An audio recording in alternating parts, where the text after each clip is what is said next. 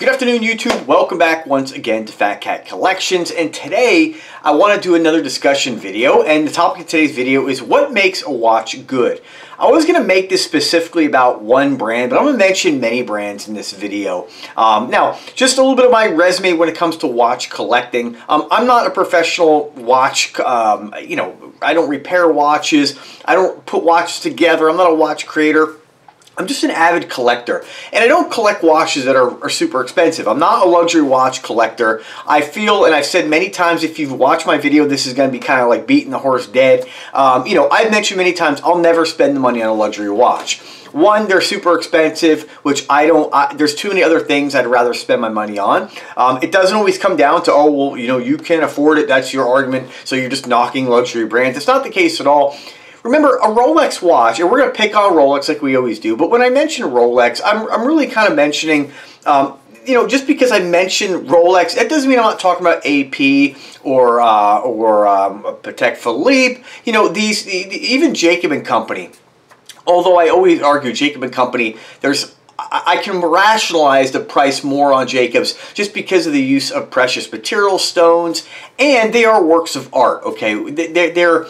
There's nothing that really, when you look at a Jacob & Company, you almost know it's a Jacob & Company without even knowing the name. And I think I appreciate that. I appreciate the design. I appreciate what goes into making those watches. But when I look at brands like AP, like, Rolex, like the many other luxury brands out there, Chanel, all these different brands that charge insane amounts of money, I just will never rationalize that amount of money. Now, there is a difference if we want to look at what can I afford. When I look at like an AP or, a Patek, and correct me, I don't know the exact pricing of this stuff. I'm not interested enough to actually know these details, but I know you got to pay, let's say, 100 grand. Let's just pick the price, the value, 100 grand for a luxury brand watch of one of those other brands, right?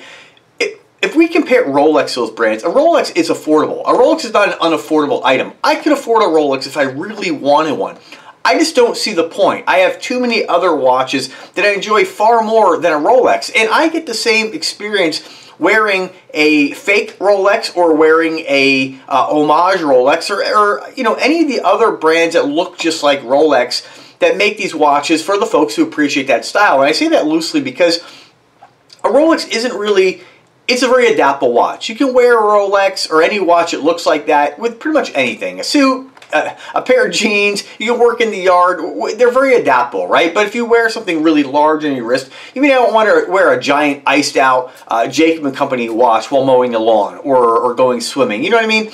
So this is kind of the comparison with these and how I kind of differentiate these watches. A Rolex absolutely is a good looking watch, and that is subjective, but it's a simple watch, and I don't think there's anybody really, if we're being honest, on earth that will look at a Rolex and say that that's ugly or gaudy. Of course, you might hear that about some of the ones with the stones and stuff, but most people are going to say, hey, that's a decent looking watch.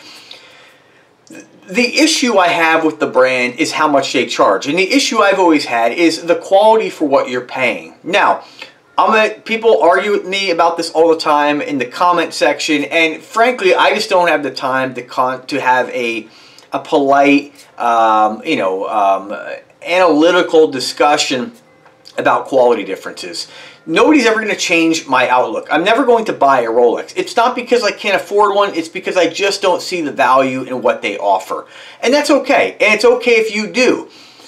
The problem I've always had with luxury brands and the watch community is that they make mountains out of molehills. And that's the best way of describing people who are into watches. They over-embellish things in their own mind. When we look at the quality differences, when it comes to watches, there are check boxes that I like to use in a lot of my videos, and I mention because people who, when I say collector, it doesn't matter if you have 300 watches or you may have 5 watches. Everybody's budget's different. Everybody has different size collections. I consider somebody with 5 watches a collector. Although I say they're a smaller collector, they're not really obsessed, and haven't really hit I think part of being like a collector with 100 watches is you kind of are obsessive, right? And so you're constantly looking for something to add to your collection. Now, people collect all kinds of things: bottle caps, soda bottles, whiskey bottles. I always find it very interesting to hear what people collect, and watches are really no different. Now, there are the check boxes when it comes to watches, and some folks may collect anything. I'm more of one of those guys that if I just see something I like, I can kind of like put the check boxes away or put them aside. And what I say by check boxes is they're quality check boxes. So when I'm looking at a watch, my number one check box, and this isn't really about quality, but this is number one for me, is do I like the way the watch looks? Can I picture myself wearing it? Am I going to be happy and get some enjoyment wearing it? Sometimes liking the way something looks doesn't necessarily mean that I love the entire design. It might just mean, hey, I really like the face of that watch, or I'm looking for this color to accessorize an outfit or something like that. Now, and I don't want to, I don't want to make this out to be like, well, I'm a different kind of person. I'm always wondering what to wear. There was a time when you're younger and, I would take an hour to get ready before going to the club or something, trying to find the perfect outfit, or those aren't these days. Now it's pretty much like in and out, and when you have a lot of clothes, it's very easy to find something you like. And for me personally, it's just kind of, there's always a go-to, a pair of blue jeans and a t-shirt, right? And that's not really style. It's just like, it's nothing special. It's something everybody can do, right? But sometimes, if I'm going to wear a pink shirt, I may say, ooh, I'm going to rock a pink watch this. Or if I'm wearing an orange shirt, I may wear an orange. It just depends. It's nice to have the variety. But not everybody's like that, and that's totally okay. But number one, again, the check boxes. Do I like it? Is this something that intrigues me? Is this something I want to have in my collection? Can I picture myself wearing it? That's first and foremost. The next thing is, what is it made out of? Is it 3/16 stainless steel? In my opinion, you don't need 904. You don't need any other space age type of material. 904 stainless steel is really only better on paper. I believe it has more of a nickel content. It was mainly designed or created for the chemical industry, right? Where they're running very caustic, very acidic types of materials through piping and through materials and containment tanks and stuff like that. Again, I don't know everything about it, but I'm just telling you that it's more corrosive resistant. That only matters in those environments. It makes no difference on your wrist. There is a limit to what you actually need.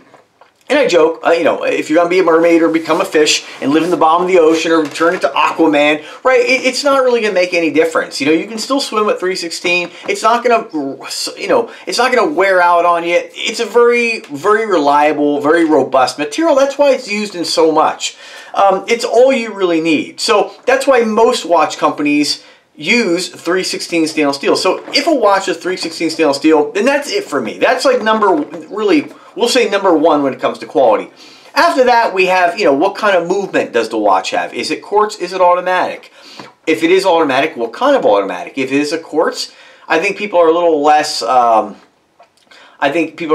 picky when it comes to quartz, because they're like, yeah, it's a quartz movement, I don't really care. But there are quartz, and there are some great Seiko quartz. There are some, like Citizen watches use a lot of solar. I'm not saying Seiko doesn't, but a lot of technology in quartz watches, right? It just depends on what you prefer more. Like I say all the time, my dad doesn't want to have to wear a watch and wind it and set it all the time. He just wants it to work. And that's why quartz watches are so popular. I think quartz watches are probably far more popular than automatic watches, but I like the idea of not having to replace the battery, right? I don't mind setting the watch. So for me, I'm always going to gravitate towards automatic, but if I really like checkbox number one and we have checkbox number two, then I'm going to live with the quartz. It's not a big deal to me. I'll put a battery in it someday or just wear it when not working. The next one is, what kind of crystal does it have? Now for me, this is not really a concern at all. Again, making a mount out of molehill is what a lot of people in the watch community like to do. I understand the argument that sapphire crystal is more scratch resistant, but it doesn't mean the difference. And I use this kind of I guess comparison when it comes to quality. The difference isn't like, here's sapphire and here's like mineral, and so, oh well, you really want the sapphire. That's not the case. It's not like comparing fuel economy, right? Where it's like, all right, well, here's this brand new Toyota Prius hybrid, and here's like that 73 Chevy. Like, there's a big difference. It's not the way it is. All these crystals are scratch resistant. Even $20 crystals with just plain old glass is very scratch resistant.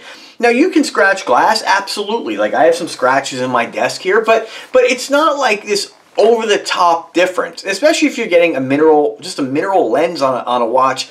You're probably not going to scratch that. And if you are going to scratch that, you're probably wearing your watch in situations where you probably should have just took it off, and you could have potentially scratched a sapphire, or K1, or Flame Fusion. There is a test, and I'll try to link it in the description if I remember, where they have this special tool designed to test the scratch resistance of materials. And they tested Flame Fusion, K1. I think it was from like Ben's Watch Club, or what's the other really big channel? They did some kind of, I forget the name, but it's a huge channel, way bigger than mine. And a guy who's respected in the watch community. Whereas me, I'm like, you either like me or hate me, right? But they did a test, and Flame Fusion did amazing. That's the Invicta proprietary, Flame Fusion type of crystal. It did extremely well, but all of them did well. And so, if you're trying to purposely scratch something, I guess that's the only reason why you might want to go with a sapphire. If it has it, great. But remember, anything that's more scratch resistant is more shatter prone. Now again, I'm not saying that to plant the seed of being like, oh, well, you might shatter your watch. Realistically, no matter what crystal you get, you're probably not going to scratch it, and you're probably not going to shatter it. And if you did, you probably would have shattered any one of those crystals and probably would have scratched any one of those as well. So it's not really... Again, they're making a mountain out of a molehill. Another thing they make a mountain out of a molehill is the movement. When we compare movements, if you go to Seagull or an ETA or a Sellita, a Valjoux, a little different because the Valjoux is a chronograph automatic, more complicated. If we start going into tourbillons and all these different type of movements by all these different brands, are there differences on paper that make one better than another? Yeah, one may be more accurate than another, but that accuracy is not, again, like, oh, my watch is an hour off today, I should have went with the Seiko. That's not the way it works. It's very minute, very minuscule differences. Unless you have a problem with that movement and it's not working properly the way it should, you're not going to notice any difference in the time accuracy capabilities of a movement. So it's really, to me, not really important. And if you do collect, like most of the guys watching this channel do, most guys have more than one watch, if you are going to go with automatic, you're going to wear it for a couple days, then it's going to run out, the mainspring's going to wind down, you're going to have to rewind it and reset it anyway. So to me, I never really understand the importance and the accuracy argument. It just doesn't make any sense. It is also to be noted that you can regulate a movement that's a $25 Seiko NH35 movement to be just as accurate as a COSC certified movement. This has been done all over YouTube by guys who know a lot more than me about watch movements and watch quality and stuff like that. Again, absolutely, there are different technologies and different reasons on why movements might cost a little more, but ultimately, at the end of the day, it's a lot of markup. It's a lot of marketing and a lot of markup. And anybody who doesn't believe that, to me, doesn't have the ability to critically think and reason. I mean, it just doesn't make any sense to me. I've yet to have somebody who's a watch snob come onto this channel and say, hey, this is why this is so much better, and then show the real world reason. A lot of times I get, oh, well, Rolex you're going to be able to sell and make money on. And to me, it's a delusional thought process. And what I find really comical is now you have all these guys who said that on YouTube doing videos saying, oh, the Rolex market's tanked. Remember, prices go up and down. And what determines the price of anything is supply and demand. And of course, some good old-fashioned, sometimes things get hyped, but again, that comes back to supply and demand. We hear it all the time, hyped cologne in the fragrance community. Got, a YouTuber, you'll find a cologne on Amazon, 19 bucks, and you'll have a YouTuber who reviews it. All of a sudden gets, a whole bunch of views on it, loves the fragrance, and that influence helps to drive the price up. And so that's kind of how marketing and kind of how the world works when it comes to buying things. Are these luxury brands made better? I think there's more quality control, I think, with luxury brands. I think that these watches there's somebody caring a little more when this watch comes off the line, right? You're having a guy who's really putting for instance, the Rolex reputation goes out with every watch. And so they want to keep a certain level of quality. But remember, anytime you have human beings, or even machines, honestly, involved in making anything, there is the potential there for things to go wrong and to have a defect. And this happens with every product on Earth. So there is really no guarantees with anything. If I had to put money on it and say, all right, you have these two watches that came off the line, you're gonna bet, you're gonna wage like $1 million. I don't have $1 million, but let's say $1 million. Put it on which watch? This Invicta for $68 or this Rolex, and we're gonna put these watches to the test, and we beat the hell out of them and see which one holds, lasts longer and still continues to work. Which one do you want to put your money on? Of course, I would put my money on the Rolex. But in the real world, we're not beating on our watches like that, right? And I can wholeheartedly state, of my brands of watches, when it comes to watch quality, I have, I think, over 300 watches. I have watches I got from Walmart, some old Elgins that were 50 bucks, quartz, very basic. I have watches that were like 2 for $20 when I was younger at the mall I'd pick up. And I have watches that are like $2,000, $3,000, $4,000, $5,000. Now, again, the price depends on what the manufacturer is selling it for. Something being worth it is really only worth it if they sell it for that. And I don't have, I don't own a watch company, so I'm not privy to what Nubeo makes on their watches and what they actually sell them for, or any brand that Invicta as well. I'm not privy to that information. What I can tell you is what watches sell for, what they retail for, what they go on sale for, and to just always be a smart shopper. And of all the brands I have, when I look at some of the more expensive brands I have that tend to hold their value, like Aquadive Bath and Scaff, that watch is generally around $1,800 to $2,000 all day long. That's what they go for use. There might be a little fluctuation in price, but I can wholeheartedly tell you, when I look at that watch, as much as I like it, my real draw to the watch is the vintage styling, but what really kind of gets me on the watch is the price. When I wear it, I have this, if somebody asked, I'm like, what is that? I know that they're going to ask me and say, oh, it's an Aquadive. They're like, how much is that? Oh, it's $2,000. Of course, I didn't pay that. I got it for free, but there is something to be said about somebody like recognizing something expensive on your wrist. People, I think even if it's not your primary reason for buying something, it always feels good to have something kind of like unique and unobtainable. But again, it's not really unobtainable, right? It just makes somebody say, wow. And I feel like a lot of times I know how I think when I look at somebody wearing something expensive or owning something. My first thought process is like, my first thing I think about, what do? They must have money. And that's not always the case. And ultimately, at the end of the day, all that stuff, we all want money, we all want nice things, but your character and how you are as a person, your ability to reason and communicate with people, I think is more important. Now that's coming from a guy who's not rich. I'm sure a guy who is rich would turn around and be like, oh, well, you're only saying that because you're not rich. So ultimately, all we can really be accountable for is what comes out of our mouth, our opinions, how we treat others, and doing what makes us happy, what we like. I wear what I like. Sure, we get the stupid YouTubers to make comments sometimes.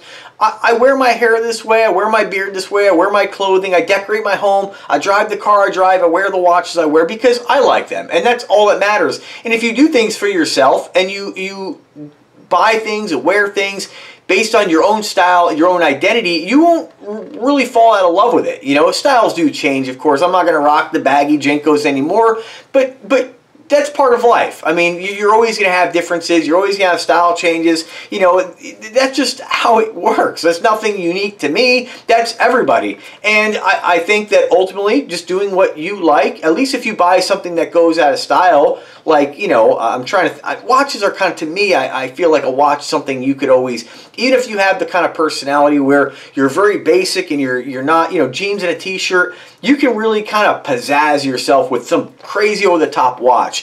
And I think it's a lot of fun to be able to express yourselves in different ways, where maybe you wouldn't dye your hair pink, but maybe you rock a big pink watch and think it's kind of like, I like it. It's kind of fun.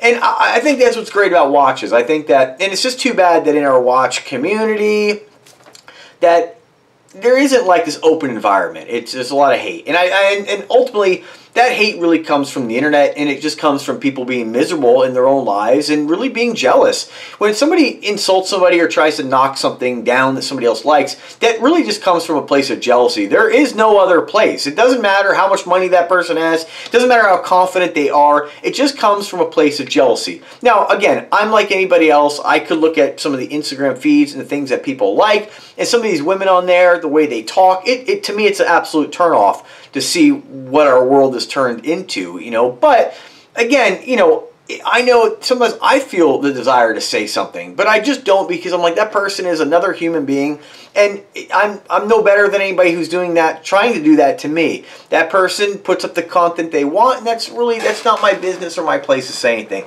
And I feel that about my channel, and I feel that about the watches I like, and there's nothing that anybody's going to say. It doesn't matter if every single person that watched my channel told me that the watches I like are complete dog shit, and I look stupid for wearing them, I'll be like, well, fuck off. I don't really, it's not your, it's not, I'm not your child. I'm not your, you know, you're not raising me. You're not buying these things for me. I wear what I like, and I do what makes me happy. And I think if you do that, you'll walk out of the house knowing that you feel good when you look in the mirror, and that's really all that matters. Unfortunately, there are a lot of people who don't have the confidence, and they're not secure enough to do that. They do things for other people. They're like, well, I really wanted this bright red watch, but I'm afraid of what somebody might think of me, or how they might look at me. You know, it's just, that's, you know, people feel that, and they would never admit to feeling that, but it is part of being a human being, and it is what it is. So, you know, what can I say? But getting back to the watch quality, and again, I think I made my point very clear. You should buy what makes you happy when it comes to watches, and know that a lot of guys in this, you know, a lot of guys on YouTube who are reviewing watches, they're full of shit. You know, there are guys who will review a Spinnaker watch and tell you how awesome it is, but then review an Invicta and tell you what a piece of shit it is, right? And there's always that subjective style factor that comes in that you just can't seem to put apart. I even had a guy today comment about how much better Aragon watches. Now, this guy used to buy Invicta, and he's saying the Invicta watches are, you know, really bad quality. Started off about quality, and his opinion about a quality might be legitimate because he might have had some bad experiences. I've always said I wouldn't buy some of the entry-level Invictas. I think you are getting more of those really lower-end type of watches. But if you buy your pro divers, and I don't mean all pro divers, there's, you know, there are pro divers that feel a little different, right? But for the most part, pro diver, grand divers, and reserve level Invictas. And Invicta does a bad job at kind of classifying their categories because they really just kind of throw, you know, brands around, brand names, models around, and you'll have a bolt here, a bolt there. You know, a Sea Hunter combination bolt hybrid. It just gets confusing. Then you have reserve. This is reserve, that's reserve. And really, there is a reserve in my mind. It doesn't always have to say reserve to be reserve.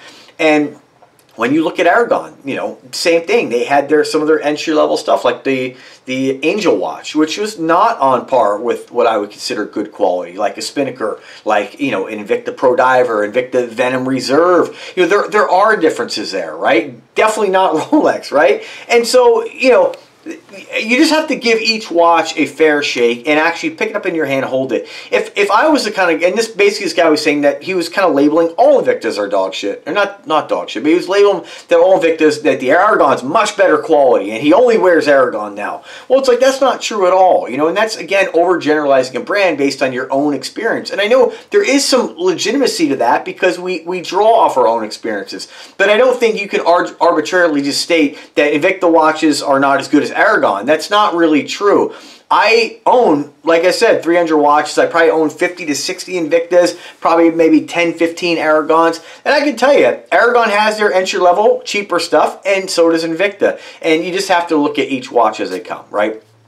And then the styling comes in. Oh, well, I don't wear my Invictas. What I really don't like, this is where the truth comes in. What I really don't like about Invicta is their styles are so gaudy, you can't read them, and you can't wear them in public. It's like, well, dude, why did you buy them in the first place? Like, something drew you into these watches that now, and what has happened is his taste has changed. And that's okay, but don't start knocking the quality of the brand now. Don't start saying, now, insulting people who are wearing them, insulting the brand. Because remember, when you insult the product, some of these passive-aggressive people in the world, they're like, oh, well, I'm not insulting you. I just don't like the watch. You can basically do that in a nice way and say, hey, you know, that's not my style, right? Because then you're not insulting the person. Like, hey, it's not for me. It doesn't matter if you don't like it or not. Just be like, I don't like it. That's not my style. You don't have to go as far as saying, oh, well, they're gaudy. You can't wear that in public. Because I will argue that if you want to state that all Invicta watches are gaudy and you can't wear in public, but Aragon watches aren't like that, how the fuck do you explain things like the new Tourbillon with the iced out bezel Aragon's making, or the Hydromatic, I think it's called, with the giant bracelet, I mean, really over the top, or some of the ones like the Millipede. Like, I love the Millipede, but that's a bold, gaudy, over-the-top, very aggressive design. So how can you make the excuse that one is gaudy and one isn't? And to me, that's just the bullshit that people do in this world without using their brain and critically thinking about the things they say before they say them. So, just ridiculous. So, again, Same thing with like Bulova. You know, I have Bulova Precisions. That's not, the Bulova Octava is not on par with the Bulova Precisions. They're both nice watches, but there is a difference there. And it's not just a styling, right? Doesn't mean the Octava is crummy. It just means there is a difference there. So, but it didn't stop me from buying it because I liked the way it looked and I enjoy wearing it. And that's really all that matters. Now, coming back to the quality, what else do you have when it comes to quality besides... We're going to put number one for me, do I like it, aside for a second. We have materials. What is it made out of? We have movement. We have crystal. What else do we really have at this point? Whether it's on bracelet or strap. Yeah, you know, if a strap is going to fail, I tend to stay away from silicone or rubber straps. I do have some watches. Nubeo sends me a ton of watches like that. I haven't had any issues. If I do, I'll share it. But I don't know the longevity. I've had 2 instances with a Sterling watch on a silicone strap that disintegrated, and one other watch, I forget which one. That's happened. Time will tell. I'll always come back and share that with you guys. But knowing that that's a factor, I think, with materials drying out, stainless steel is never going to dry out. So if you go with bracelet, you're never going to have that problem. Now, getting back to like materials, just because something is metal doesn't mean it's stainless steel. There are lower end Invictas, I believe, that are made of like some sort of metal that are plated. And I think if you're going to get something like that, there is a difference in the quality. They just don't feel the same. They feel kind of tinny. So again, take each watch as it comes and just know when we start comparing this quality level, if you have a watch, right, that has 316, let's just say you like sapphire. You're going to get a sapphire crystal. Probably not going to get that with Invicta, but let's just say you have a watch you found, it's sapphire, it's 316 stainless steel, it's on bracelet, you know, and then we start to nitpick. A milled clasp versus machine clasp. That's personal preference. But let's say it has the clasp you want, has all these things that you really want. It's, you know, let's just say $1,000. Okay, well, let's go look at the luxury brand now and compare that. Well, this luxury brand's got its own automatic movement, its own brand in-house movement, right? It's got its own sapphire crystal. It's got, you know, the 316 stainless steel. So what are you paying for? What is the difference here? Explain to me the difference on why this luxury watch over here is $10,000 as opposed to $1,000. And I think the real difference comes into number one primary reason is the status of the name, right? This company has built their brand name and increased that price over the years to make this a luxury item. I hear it all the time. Oh, Louis Vuitton bags are amazing. You can't compare those to a leather bag. Bullshit. There are plenty of cheap leather handbags or suitcases that have lasted 30 years. It's not, just because you're getting a luxury brand does not mean you're getting a brand with superior quality. Doesn't mean you're not getting good quality. It just means that there isn't the difference they make you to believe. Again, they make you believe, oh, here's a luxury brand and here's the quality of affordable brands. That's not the case. It's really sometimes like this and really like this. It's not really a huge difference.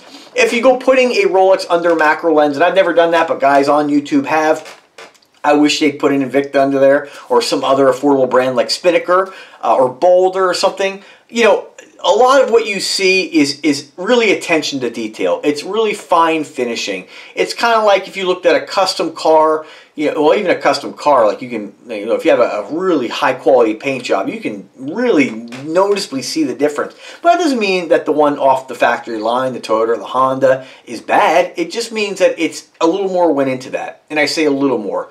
In a car, I can really make, you know, I mean, when you look at some of these amazing paint jobs, like, it looks like it's wet. That's a real difference in the finishing, the way it's been buffed, the polishing, nobody touching it. You know, that's the real difference. I don't think to the naked eye you're going to get that with a Rolex. I know you're not going to. I've looked at many. And this is kind of the reason why there are so many super fakes out there that you can buy for $400 that some guys who know their brand can't even tell the difference. So I've always said, if it's that easy to replicate, it wasn't that special in the first place. Again, that doesn't mean you shouldn't buy one. That doesn't mean that you shouldn't like what you like. But just understand that anybody buying the $10,000, $20,000 Rolex is not making the $80 watch a piece of dog shit. It's just false. It's not true. And I know this. I know this not just because I collect these things, but I know this because I get comments all the time from folks who are like, man, People have said this brand is shit. I bought it. I'm amazed. I hear it all the time. People are like, I took my Invicta in to have a new battery put in, or have it serviced, or whatever, or sized, or my steel dive. And the watch guy was like, couldn't believe it wasn't Swiss made. It's like, remember, all these things are marketing. Be a smart human being. Question things. Think about them. Think about things from both sides. And ultimately, at the end of the day, buy what makes you happy. But just know that when it comes to quality, think about my check boxes. Think about, again, I consider myself a 4 checkbox guy. Like it, crystal, movement, materials. And I think if you look at watches with that mind, again, if you look at a watch, and even if it has those, and you look at, like, the pip and it's all crooked or the bezel's flopping around, that's a real indicator that, hey, this isn't made to the best of standards, right? Those are going to be a little different, but I can wholeheartedly tell you, go turning the bezel on a reserve level 100, and this one doesn't turn, but I have these in full size that do have a rotating bezel, or on a Venom. Turn the bezel on something like this and compare it to a $2,000 Aqua Dive. There's no difference. One may ratchet, sound a little different, one may be a little harder to turn, but there is no difference in the quality. Those are subjective ratings. If you think that a lighter bezel is a higher quality, then you're going to think the other one's a higher quality. If you think a tighter bezel, tighter, harder to turn, is better, then you're going to think that watch is better. If you think that a watch that weighs more is a better quality watch because it's bigger, and you put that out of your mind and say, oh, it's heavier. I get accused of that sometimes. Oh, watches, if it's heavier, it's better. And I don't believe that. I don't know where people think that. I can only think that maybe my earlier videos were a little more aggressive, and I drank beer while doing them. So maybe a little more, and I was younger, and I haven't had the opportunity to experience all these different brands. If anything, the years of collecting and seeing all these different brands has really solidified my stance. They're all nice, and ultimately, you should always buy what makes you happy, but don't think that you can buy quality.